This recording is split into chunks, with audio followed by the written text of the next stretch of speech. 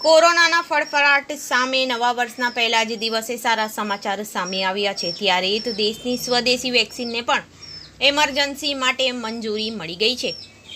ત્યારે આજે સુરતમાં વેક્સિનને લઈને કેન્દ્ર સરકાર અને રાજ્ય સરકારની ગાઈડલાઈન પ્રમાણે ડ્રાય રન ટેસ્ટ શરૂ કરવામાં આવ્યું છે। સુરતના તમામ ઝોનમાં આવેલા 24 વેક્સિન કેન્દ્રો પર વેક્સિન ડ્રાય રન કરવામાં આવી રહ્યું છે, જેમાં પહેલા તબક્કામાં હેલ્થ કેર વર્કર્સ, બીજા તબક્કામાં ફ્રન્ટલાઇન વર્કર્સ અને ત્રીજા તબક્કામાં 50 વર્ષથી વધુ 50 વર્ષથી નીચેના કોમોબિડ લોકો છે તેઓને આવરી લેવામાં આવશે અને જ્યાં વિતરણમાં ક્ષતિ લાગશે તેને પણ નોંધવામાં આવી રહ્યાનું પાલિકા કમિશનર બચ્ચાનિધિ પાણીએ જણાવ્યું છે।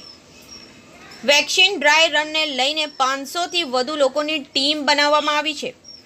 વેક્સિન માટે 518 સેન્ટર તૈયાર કરાયા છે, તેમાં 447 શાળા, 70 urban health centre, maternity home, આરોગ્ય કેન્દ્ર અને 41 હોસ્પિટલોનો સમાવેશ ડ્રાય રન માટે કરવામાં આવ્યો છે।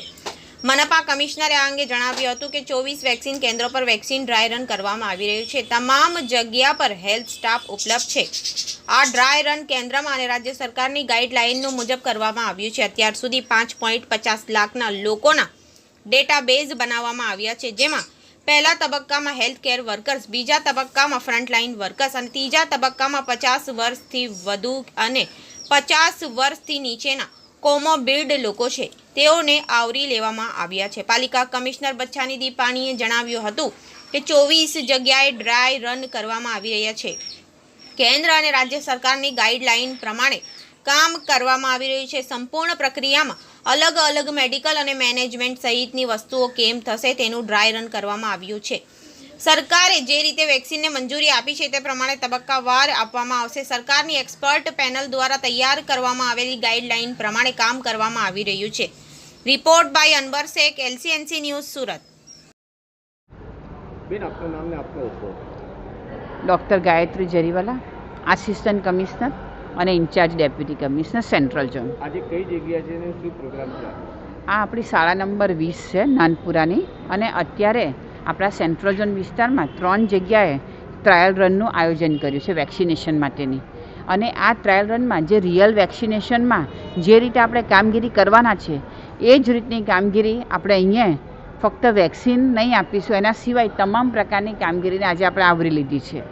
અને એમાં સૌથી પહેલાં અમે જે રજિસ્ટર કર્યા છે એ રજિસ્ટર બેનિફિશિયરીને આપણે મેસેજ આપીને અને ફોન કરીને આપણે અહીંયા બોલાવવાના છીએ, તો એ પ્રમાણે આપણે બોલાવવામાં આવ્યા છે। અને ત્યાર પછી એમનું રજિસ્ટ્રેશન, વેક્સિનેશન પ્રોસિજર અને વેક્સિનેશન આપ્યા પછી આપણે 30 મિનિટ સુધી એમને અંડર ઓબ્ઝર્વેશન રાખીશું અને ત્યાર પછી એમને આપણે ઘરે જવાની પરમિશન આપીશું।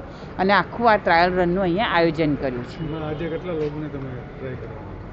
આજે અમે 25થી વધારે જણને બોલાવ્યા છે।